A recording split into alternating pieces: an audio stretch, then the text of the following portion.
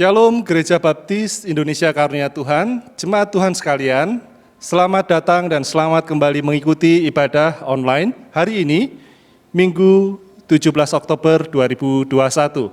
Terus kita belajar dalam semester ini berkaitan melayani dengan pengorbanan dan fokus beberapa minggu ini kepada surat yang dilayangkan kepada beberapa jemaat dalam kitab Wahyu pasal 2 dan 3.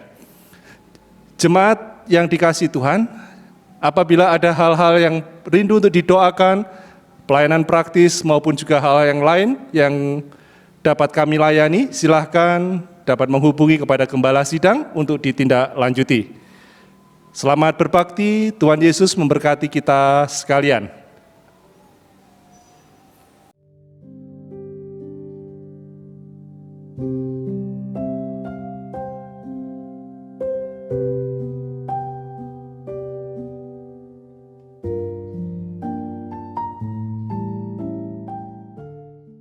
Selamat pagi Bapak Ibu Saudara yang dikasihi Tuhan. Selamat datang kembali dalam ibadah pada pagi hari ini, tanggal 18 Oktober 2021. Mari kita mempersiapkan hati dan pikiran kita akan bersaat teduh secara pribadi.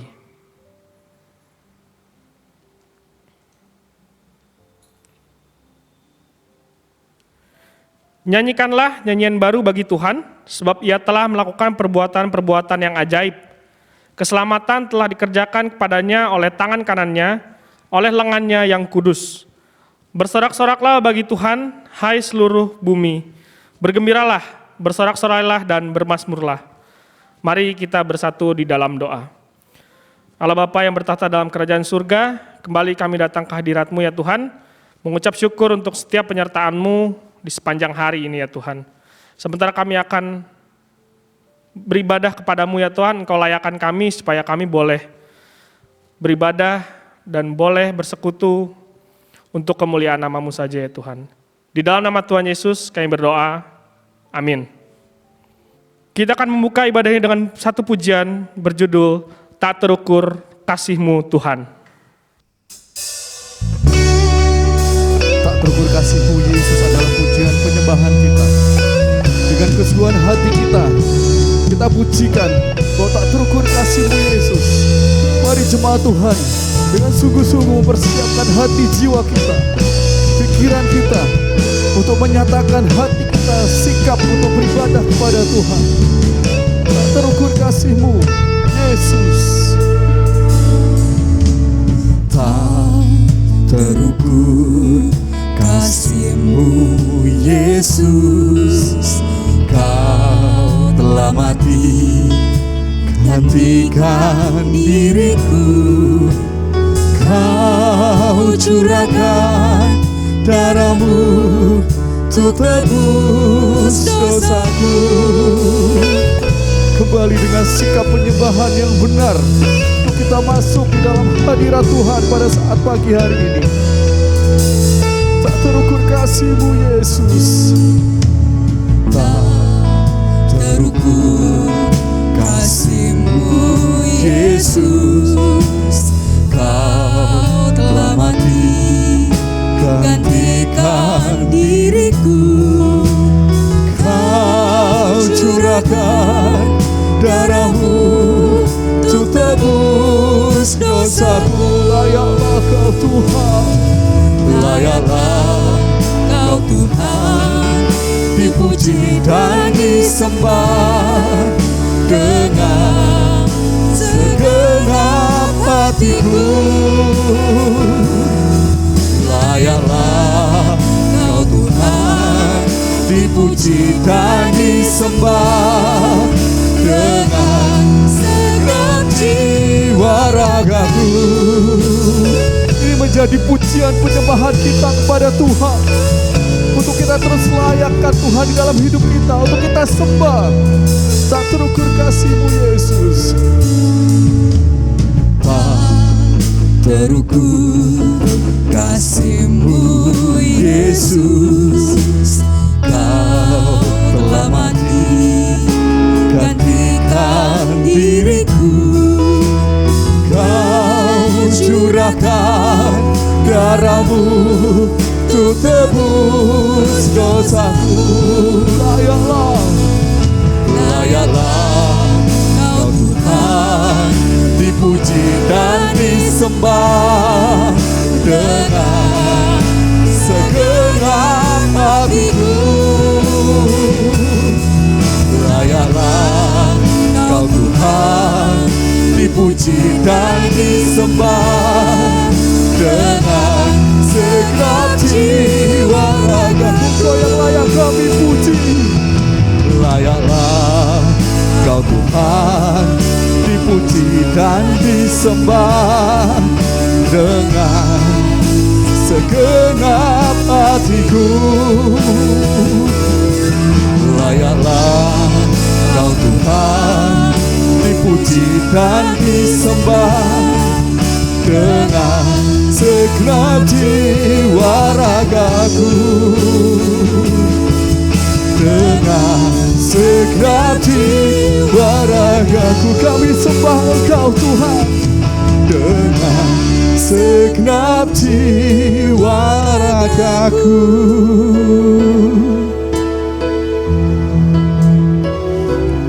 Kami sembah Engkau Bapa.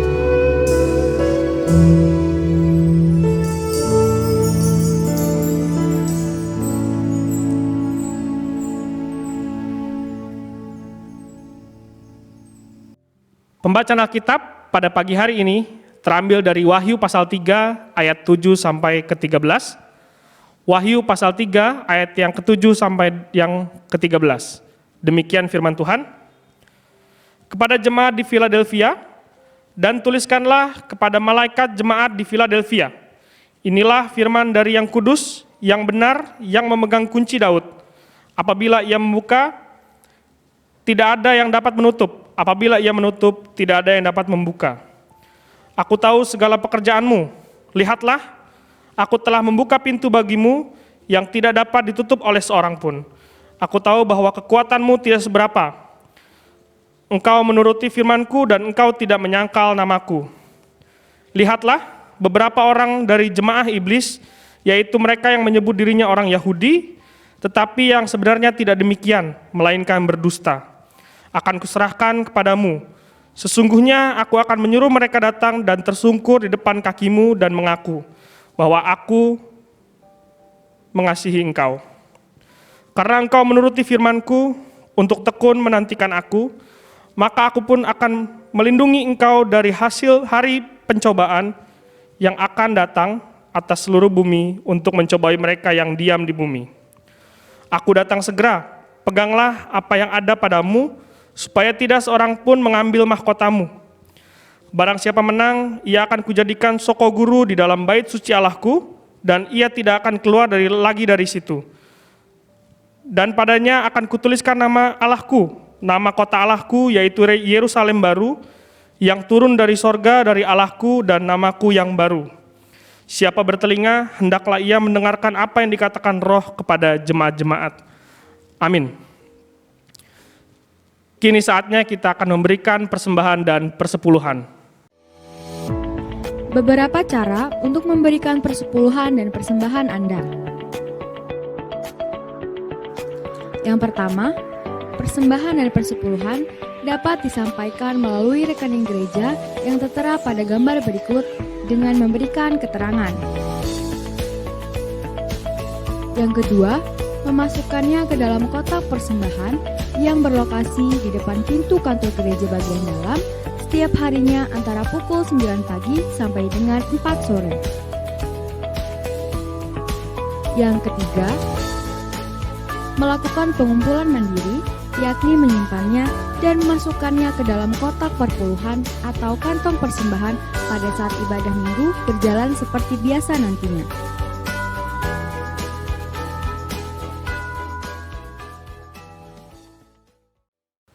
Doa syafaat akan dinaikkan oleh hambanya Pendeta Muda Krishna Wahyu Surya. Jemaat yang terkasih, mari kita bersatu hati menaikkan doa syafaat kita. Mari kita berdoa. Bapa yang di surga, kami memuji kebesaran nama-Mu, juga kami mensyukuri untuk setiap perbuatan baik yang Kau berikan dan sediakan untuk kami, sehingga kehidupan kami hari lepas hari senantiasa dalam perlindungan dan kasih sayang Tuhan, pemeliharaan yang luar biasa dalam segala hal, studi, pekerjaan, usaha, ataupun hal-hal yang lain. Kami bersyukur keadaan kami sungguh baik karena Engkau memang sungguh baik bagi kami. Kami datang kepadamu bersatu hati, ya Tuhan, menaikkan segala doa syafaat. Pertama-tama kami berdoa untuk negeri ini, baik bangsa kami maupun bangsa-bangsa di dunia yang dalam pergumulan sama dalam penanggulangan COVID-19 yang mengakibatkan pandemi. Mohonkan belas kasih-Mu bagi negeri kami dan juga bangsa-bangsa di dunia, sehingga segala sesuatunya akan makin dipulihkan. Engkau bekerja untuk memberikan pertolongan bagi dunia ini yang sedang berjuang untuk perkara pandemi COVID-19. Bapa di surga, kami bersyukur juga bahwa melalui pemerintahan bangsa kami, Engkau telah menyertai dalam berbagai kebaikan, yakni peningkatan jumlah kesembuhan untuk pasien COVID-19. Juga kami bersyukur karena vaksinasi terus dapat makin diperluas. Kami bersyukur juga karena Engkau terus menolong masyarakat dalam bersinergi melaksanakan protokol kesehatan. Kiranya semuanya itu benar-benar akan mendatangkan kebaikan dan pemulihan untuk negeri ini. Kami berdoa kiranya Kau berkati pemerintahan bangsa kami, baik yang di pusat maupun di daerah. Hikmat kiranya ada pada mereka karena rasa takut akan Tuhan, untuk mereka dapat membawa kemajuan bagi negeri ini. Damai sejahtera-Mu kami mohonkan untuk dunia ini, di mana kami masih melihat berbagai hal, baik itu perang, konflik, maupun peristiwa-peristiwa yang mendukakan. Mohonkan belas kasih-Mu Tuhan, kiranya Engkau yang akan menolong, agar bangsa-bangsa melalui segala peristiwa kejadian ini, mereka akan dapat melihat keperluan mereka akan Yesus Kristus sebagai Tuhan dan Juru Selamat secara pribadi. Kami datang kepadamu untuk Gereja Baptis Indonesia Karunia Tuhan, mohonkan belas kasih-Mu untuk gereja-gereja-Mu Tuhan, khususnya jemaat Tuhan baik yang di induk maupun di cabang. Setiap gembala sidang baik yang di induk maupun di cabang. Demikian juga panitia perancang, seluruh pemimpin maupun orang-orang bahkan pelayan-pelayan Tuhan senantiasa Tuhan berikan kesatuan hati untuk kami meraih dan menuju kepada visi menjadi murid yang mengasihi Tuhan, mengasihi sesama dan menjangkau dunia. Bapa di surga, kami mohonkan belas kasih-Mu juga, kiranya Engkau menolong. Saat ini panitia pencalonan di dalam mereka bekerja untuk mempersiapkan kepengurusan panitia perancang di tahun mendatang. Kiranya Tuhan menyertai dengan hikmat dan pertolongan-Mu, memberikan bagi mereka kemudahan-kemudahan di dalam berkarya. Kami juga berdoa Tuhan, kiranya Engkau memberkati jemaat Tuhan.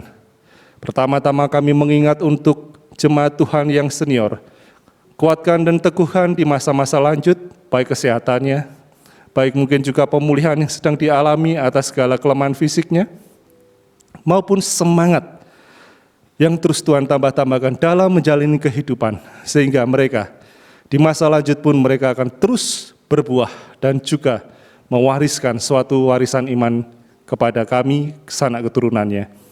Bapa, kami juga berdoa kiranya Engkau berkati jemaat Tuhan di dalam setiap kesehatannya. Jika di antara jemaat Tuhan yang mengalami pemulihan, sakit, maupun juga dalam segala kondisi kesehatan, Tuhan menolong dengan memberikan kekuatan baru, memperbaharui segala aspek-aspek dalam kehidupan fisiknya, dan mereka akan makin dikuatkan dan disegarkan. Bapa, kami berdoa kiranya Engkau berkati jemaat Tuhan, yaitu keluarga-keluarga yang merindukan keturunan.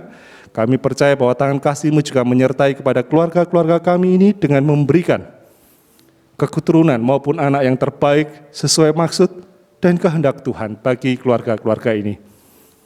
Kami berdoa kiranya Engkau berkati jemaat Tuhan dalam segala karya, usaha, studi, dalam melaksanakannya, baik melalui online maupun mereka harus melaksanakannya di luar rumah.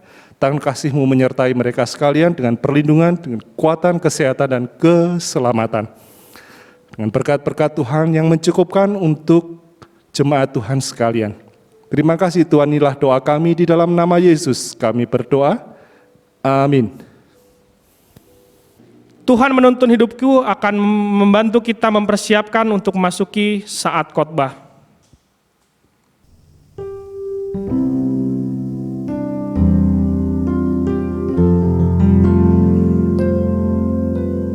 Tuhan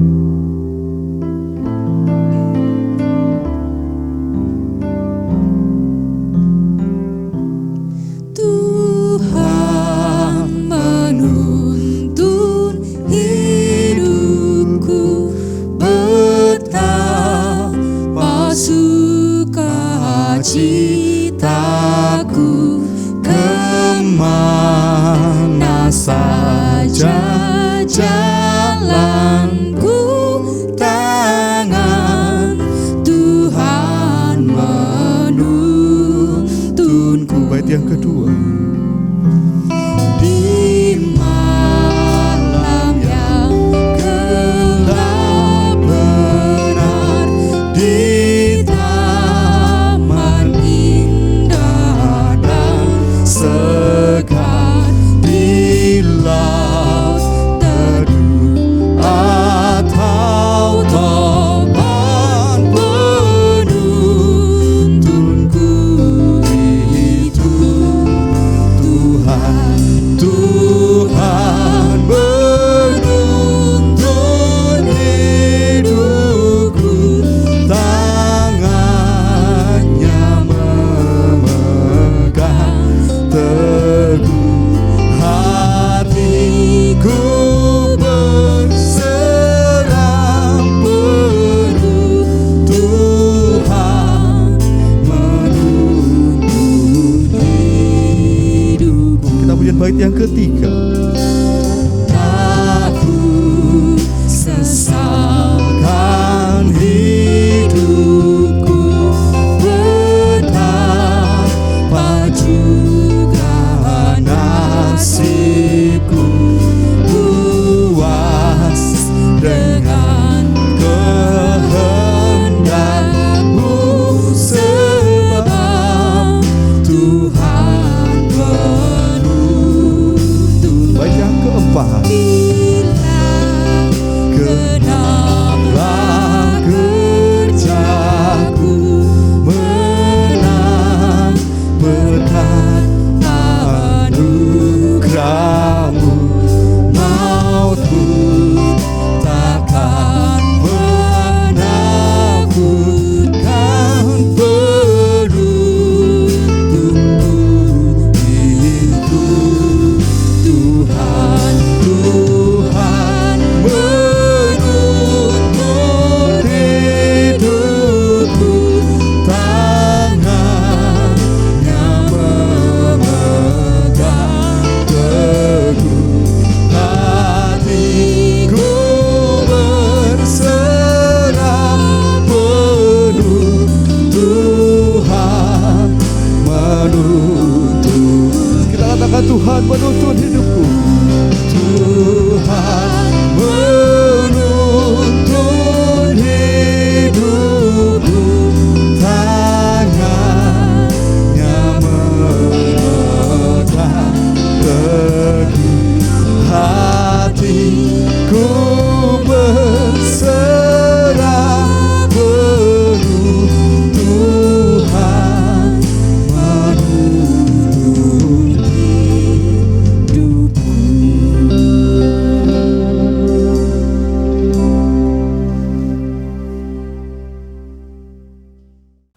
Surat kepada jemaat di Philadelphia adalah judul khotbah pada pagi hari ini yang akan disampaikan oleh hambanya Pendeta Muda Krishna Wahyu Surya.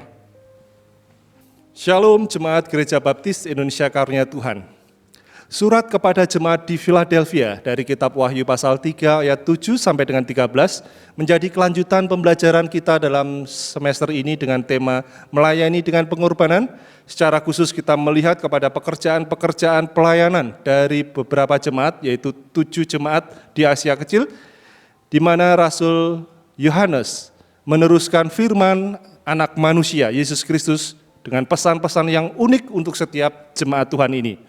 Mari kita melihat bahwa di Philadelphia ada satu prasasti yang ditemukan di sana, bahwa menyebutkan adanya suatu penyembahan Dewa Zeus dan juga Dewa Hestia. Memang ada kultus kekaisaran muncul di sana pada abad pertama. Namun juga ada prasasti yang lain yang menyebutkan tentang adanya sinagog. Sinagog adalah rumah ibadah orang Yahudi.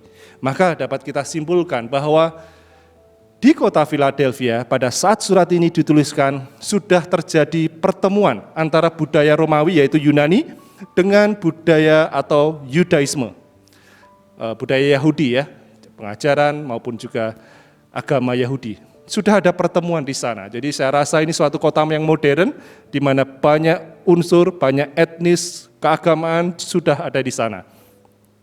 Jemaat yang dikasihi Tuhan, memang ada satu yang unik berkaitan dengan pekerjaan yang ada di Philadelphia. Karena gereja ini memang setia dan surat ini diteruskan pada mereka. Namun juga ada catatan kelam di sana bahwa Ignatius pun menuliskan bahwa ada suatu kemartiran, yaitu orang percaya yang meninggal atau mati karena iman oleh sebab penganiayaan. Polikarpus disebutkan sebagai orang yang mati karena iman mereka di kota ini, walaupun harus menghadapi penganiayaan. Maka di sini pun kita dapat melihat bahwa pada generasi sebelumnya, jemaat di Philadelphia ini adalah jemaat yang baik, dalam arti tidak mengalami penganiayaan. Tetapi generasi berikutnya rupanya tidak lepas dari penganiayaan. Karena itu mari kita akan belajar lebih dalam agar kita dapat memahami dan juga mempelajari, mempraktekkan pekerjaan pelayanan yang dilakukan oleh Philadelphia. Dari pasal 3 kitab Wahyu dimulai dengan ayat 7 adalah penunjukan diri Tuhan. Anak manusia yang menyampaikan firman ini setiap kali ia tunjukkan. Namun di sini agak unik karena di dalam ayat 7 ini ada satu penyebutan nama diri atau sebutan diri yang berbeda dengan yang lain. Yang pertama disebutkan bahwa dalam ayat yang ke-7, inilah firman dari yang kudus, yang benar. Tidak sering kita mendengar kata-kata ini di dalam kitab Wahyu, karena di pasal 1 sebenarnya ada nama-nama yang disebutkan mengenai pribadi anak manusia ini. Tetapi yang kudus, yang benar tidak disebutkan. Hanya nanti di pasal 6, meskipun tidak kita pelajari, di pasal 6 akan disebutkan mengenai itu. Penguasa yang kudus, yang benar. Namun demikian kita dapat mengambil kesimpulan di sini bahwa ia yang berfirman adalah benar, terluput atau terpisah dari dosa, murni. Benar tentu saja dapat merujuk kepada orang yang berlaku benar, tidak ada kecemaran, atau mungkin boleh kata yang lain asli, otentik. Ini berarti berlawan kata dengan kepalsuan. Jadi dalam diri anak manusia tidak ada kepalsuan, murni, jelas, clear, sebagai pribadi yang pasti dapat menilai maupun juga menghakimi dengan benar juga, oleh sebab ia kudus. Tetapi juga dilanjutkan di sana bahwa bukan saja yang dari kudus atau yang benar, tetapi juga yang memegang kunci Daud. Ini suatu gambaran yang sebenarnya dari pengamatan saya, penulis ini mengambil bagian dari Yesaya pasal 22 ayat 22. Dalam perjanjian lama disebutkan, aku akan menaruh kunci rumah Daud ke atas bahunya, apabila ia membuka, tidak ada yang dapat menutup. Apabila ia menutup, tidak ada yang dapat membuka. Bahkan jauh sebelumnya, seorang Yesaya telah melihat dengan visi mengenai siapakah yang memegang kunci Daud. Ada suatu kiasan atau simbol atas nubuatan mesianik. Mesias akan datang dengan ciri-ciri seperti itu. Apa? Memegang kunci Daud. Memang disebutkan dalam Yesaya itu gambarannya adalah seorang Eliakim, pelayan rumah Hizkia, Raja Hizkia ya. Namun di sini untuk menyebutkan Mesias yang akan hadir, yang akan datang. Dan ternyata Rasul Yohanes menggunakan kata-kata ini. Yang memegang kunci Daud. Saya rasa ini penting sekali karena orang Yahudi selalu menantikan Mesias itu turun. Ya, Mesias itu turun hadir dari keturunan Daud. Jika ia memegang kunci Daud menjadi gambaran bahwa ia yang melayani, ia yang akan hadir di dunia ini. Tetapi juga disebutkan di sana, apabila ia menutup, tidak ada yang dapat membuka. Dan sebelumnya, ia membuka, tidak ada yang dapat menutup. Nah, saudaraku yang dikasihi Tuhan, ada wewenang di sini. Ada otoritas di sini yang bisa melakukan Kalau membuka, nggak ada yang bisa menutup. Kalau menutup, tidak ada yang dapat membuka. Jelas sekali bahwa dia tahu apa yang harus dilakukan. Pilihan ada pada dirinya. Yang lain tidak bisa memaksakan. Jadi seperti hal penunjukan untuk gereja-gereja yang menerima surat ini surat yang ke-6 kepada jemaat Philadelphia memang unik. Setelah anak manusia menunjukkan dan mengungkapkan siapakah dia yang benar, yang kudus, yang memegang kunci Daud, dan juga apabila yang membuka tidak dapat ada yang menutup, apabila yang menutup tidak ada yang dapat membuka, maka ada satu pujian untuk jemaat Philadelphia. Di ayat 8 ada pujian atau nilai plus yang Tuhan boleh apresiasi kepada jemaat ini. Mari kita melihat di ayat 8 bahwa aku tahu segala pekerjaan pelayananmu. Karena itu ya, aku telah membuka pintu bagimu yang tidak dapat ditutup oleh seorang pun. Ini seperti gambaran yang tadi ya, kekuasaan atas seorang atau jemaat Philadelphia adalah ketika ada kunci yang untuk menutup maupun yang membuka. Dikatakan, aku yang telah membuka pintu bagimu yang tidak dapat ditutup oleh orang lain. Ini saya menafsirkannya bahwa pintu kesempatan untuk menerima firman Tuhan telah dibukakan oleh Tuhan bagi jemaat Philadelphia. Kita mengetahui firman terus disebarkan, tetapi jika orang tidak membuka diri, tidak membuka atau menerima kesempatan itu, atau pintu kesempatan, misalnya kita istilahkan sebagai demikian, orang tidak akan menerima firman dan tidak mengerti akan iman yang sebenarnya. Tetapi jemaat di Philadelphia dapat menerima karena Tuhan Yesus telah membuka pintu kesempatan itu. Saya rasa ini sangat sejalan dengan pikiran Paulus, karena selalu Paulus menunjukkan mengenai pintu yang terbuka, paling enggak dalam 1 Korintus 16 ayat 9. Selanjutnya juga dikatakan bahwa memang kekuatanmu tidak seberapa, namun engkau menuruti firmanku, dan engkau tidak menyangkal namaku. Dengan power yang sedikit saja, kekuatan yang kecil saja, namun mereka dapat menuruti firman dengan teguh.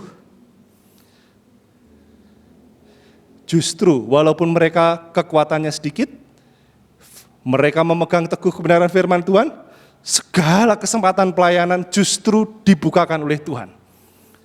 Mereka tidak menyangkal namanya, nama Yesus, melainkan mengakuinya. Ya, kalau mengenai menyangkal nama Yesus, satu peristiwa ada murid-murid Yesus, salah satunya Petrus, pasti akan kita ingat. Ketika diberi kesempatan untuk mengaku nama Yesus, 3 kali Petrus menyangkal Yesus. Namun ternyata tidak dengan jemaat di Philadelphia ini. Mereka berani untuk mengakui namanya, menuruti firman-Nya, tidak menyangkal namanya. Dan sebagaimana seperti jemaat di Smyrna sebelumnya yang sudah kita pelajari, rupanya di jemaat Philadelphia ini tidak ada celaan atau peringatan yang tegas. Justru apresiasi atau pujian untuk mereka. Nah, namun ada suatu nasihat dan janji yang mereka tetap bisa pegang di dalam ayat 9 sampai dengan yang ke-13. Perhatikan dari ayat 9 bahwa di sana dikatakan nasihat mengenai jemaat iblis. Jemaat iblis yaitu mereka yang menyebut dirinya orang Yahudi tetapi yang sebenarnya tidak. Apa maksudnya di sini? Sekali lagi tadi saya sudah sampaikan di depan bahwa di kota Philadelphia ada pertemuan antara budaya Yunani dan juga budaya Yahudi dengan adanya sinagog atau rumah ibadah orang Yahudi di sana. Yesus ingin menunjukkan gambaran mengenai itu, bahwa banyak sekali rumah ibadah orang Yahudi yang sebenarnya bukanlah rumah ibadah orang Yahudi yang memiliki dasar iman atau telah menerima iman dalam Yesus Kristus, tetapi disebutnya justru malah rumah ibadah iblis, jemaah iblis dari kata sinagog. Synagogue of Satan ya, jadi rumah ibadahnya iblis. Mereka ini sepertinya orang Yahudi sejati, mengikuti firman Allah khususnya Taurat, tetapi rupanya bukanlah orang Yahudi yang sejati. mereka adalah ditemui sebagai pendusta. Sebenarnya jauh sebelumnya Yesus dalam Yohanes 8 ayat 39 dan pada waktu pelayanan di dunia sering bertemu dengan orang-orang yang menyebut diri Yahudi tapi sebenarnya adalah jemaah iblis. Untuk yang seperti itu, Tuhan akan membuat mereka datang dan menyembah di hadapan kaki jemaah Philadelphia.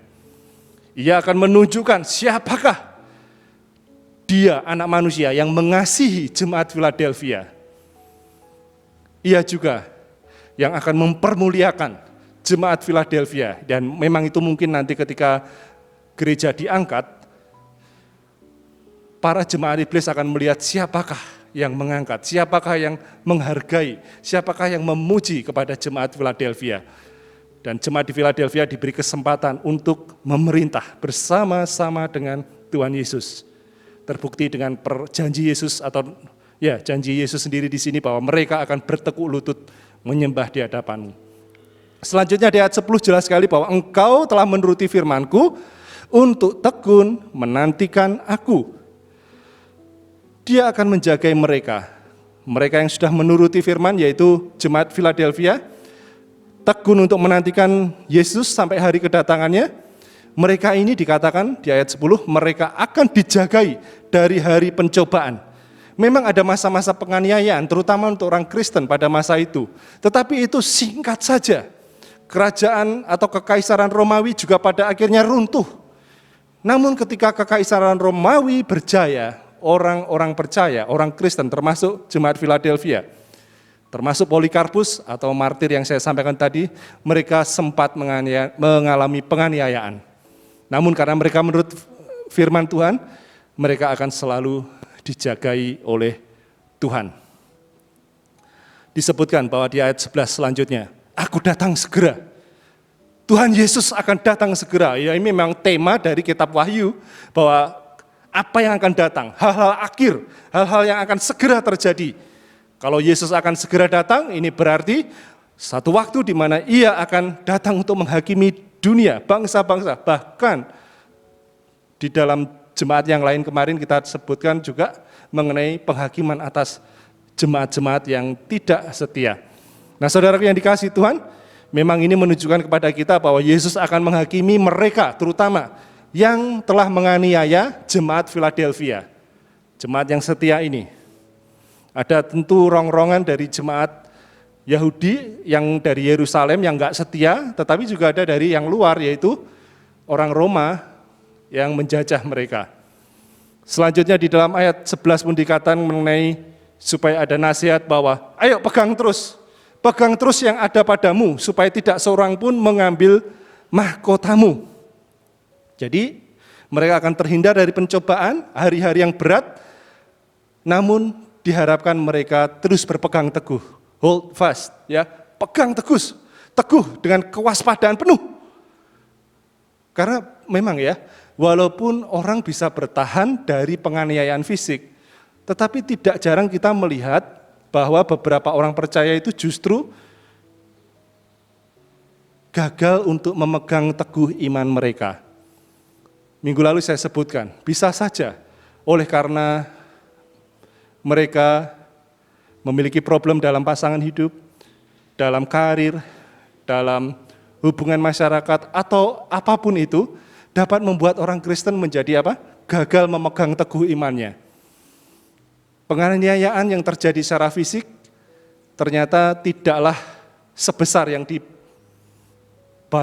atau diingatkan kepada kita oleh Tuhan bahwa ada bahaya yang lebih lain lagi, yaitu apa? Jika kamu tidak berpegang teguh, itu jauh lebih berbahaya untuk iman. Dan selanjutnya dikatakan tentu saja, barang siapa menang, akan kujadikan soko guru. Apa itu soko guru? Soko guru itu 4 tiang yang menopang atau menyangga suatu bangunan. Ini seperti pendopo gitu ya, ada 4 tiang di pojok-pojok itu menyangga. Jadi engkau akan kujadikan tiang penyangga, bait suci. Itu sesuatu yang utama ya, sesuatu pos yang utama untuk sebuah bangunan. Dan akan dituliskan di sana nama Allah, nama kota Allah, Yerusalem, dan namanya yang baru. Wah, ini masih sulit untuk kita bayangkan, banyak penafsiran tentang itu, tetapi sekali lagi, yang dikatakan dalam kitab Wahyu selalu seringkali berupa simbolisme yang tidak selalu kita dapat pahami, tetapi yang jelas dan pasti tentang prinsip firman yang dapat kita pahami adalah bahwa janji-janji yang berhubungan dengan kesetiaan ini tentu dimaksudkan untuk mendorong agar kita terus makin tabah jika menghadapi pencobaan, untuk semakin berpegang erat jika itu berkaitan dengan iman, tetapi juga memberikan harapan bahwa Yesus akan datang kepada umatnya dan barang siapa menang akan menerima semuanya itu tadi. Selanjutnya, yang terakhir di sana dikatakan sekali lagi selalu sama dengan jemaat yang lain, siapa bertelinga hendaklah ia mendengarkan apa yang dikatakan Roh kepada jemaat-jemaat. Selalu ada pengingat untuk jemaat lokal yang menerima surat ini, tetapi juga untuk jemaat setelah itu, berarti untuk kita juga. Bahwa surat itu selalu berisi tentang apa yang perlu didengar, apa yang perlu disimak secara serius. Barang siapa bertelinga hendaklah ia mendengar. Ada suatu kewaspadaan di sini. Memang kita bersyukur di jemaat ini tidak ada celaan, tidak ada peringatan yang tegas, justru ada pujian oleh karena iman mereka, kesetiaan mereka, ketahanan mereka, keteguhan mereka. Saya rasa kita dapat belajar dari jemaat di Philadelphia mengenai hal ini. Yesus pasti akan memberikan nilai yang plus kepada hal-hal yang memang ia perlu puji. Bahkan memberikan nasihat untuk suatu kewaspadaan. Bahwa orang bisa saja kehilangan iman mereka, pegangan mereka. Oleh sebab apa? Tidak berpegang teguh atas semuanya itu. Jemaat Gereja Baptis Indonesia Karunia Tuhan melayani dengan pengorbanan yang menjadi tema kita pada semester ini. Kiranya kita dapat belajar dari jemaat di Philadelphia. Tetap setia, mendengar firman dan menuruti. Bahkan ketika mereka pun tidak memiliki kekuatan yang besar, kekuatanmu kecil saja, dikatakan ya, di dalam firman Tuhan tadi, walaupun kekuatan kita kecil saja, asal kita terus menuruti, kita akan selalu diberi kesempatan demi kesempatan untuk melayani. Jadi saya selalu berkaca dari firman Tuhan seperti ini, bahwa walaupun kamu kecil, kamu nggak bisa, kamu nggak sanggup, mungkin nggak punya pengalaman, tetapi jika kamu mau untuk mengerjakan pekerjaan pelayanan Tuhan, Ia akan memperlengkapi. Open doors, Tuhan mengatakan seperti itu ya, Dia akan membuka pintu untuk firman masuk, walaupun melalui kita yang lemah ini. Dia akan selalu memberikan pintu-pintu kesempatan. Jika engkau mau, ya, jika engkau mau, Dia akan memperlengkapimu. Karena itu tentu kita patut berbangga bahwa kita sekalian selalu rindu untuk belajar dan belajar dalam melayani Tuhan. Kekuatan, pengalaman, kemampuan mungkin tidak seberapa, tetapi kalau engkau mau, Ia akan terus membukakan kesempatan untuk engkau makin meningkat. Seraya itu, mari kita berpegang teguh atas iman kita, berpegang teguh supaya kita di tengah masa-masa sulit pun tidak mudah untuk kita melepaskan Yesus yang memang adalah yang benar, yang kudus, yang memegang kunci Daud. Selamat melayani Tuhanmu, Tuhan Yesus memberkati kita sekalian. Amin.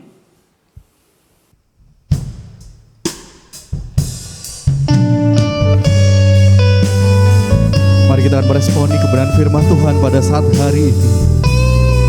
Untuk Tuhan menyelidiki setiap hati kita. Selidiki aku, lihatlah hatiku. Selidiki aku, lihat hatiku,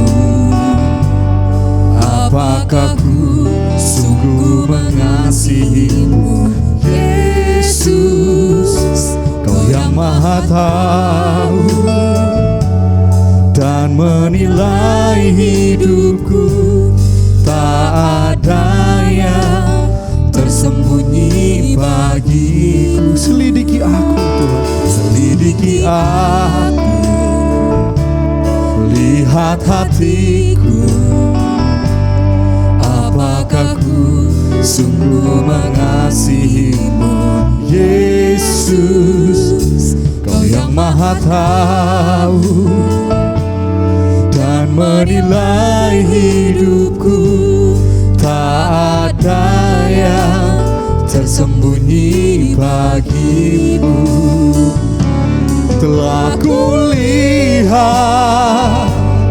kebaikan-Mu yang tak pernah habis di hidupku.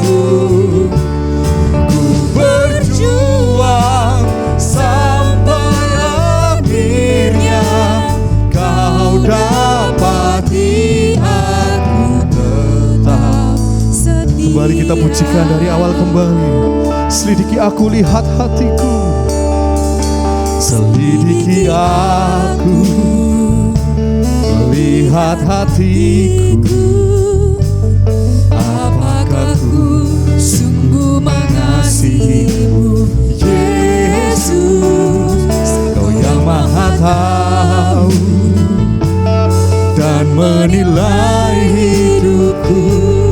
Tak ada yang tersembunyi bagi. Katakan telah kulihat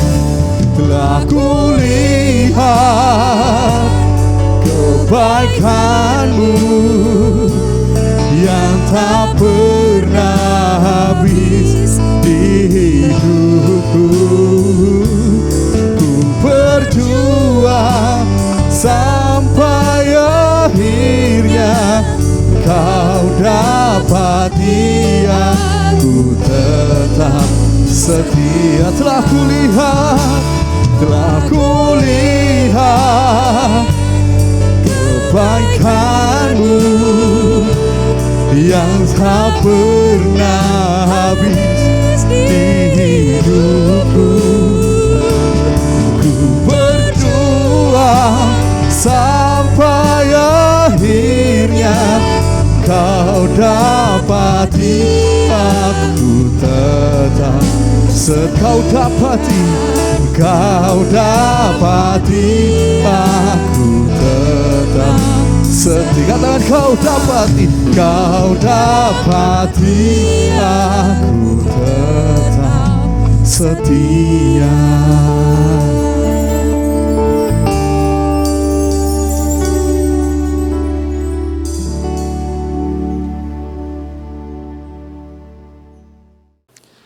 Jemaat yang terkasih, saya mengundang kita sekalian dapat berdiri dari tempat kita masing-masing dan arahkan hatimu kepada Dia yang memberikan janji berkat-Nya. Tuhanmu, Ia melindungi engkau dan memberkati engkau. Ia menyinari engkau dengan wajah-Nya dan memberi engkau kasih karunia dan damai sejahtera. Amin. Selamat hari Minggu, Tuhan memberkati kita sekalian. Amin.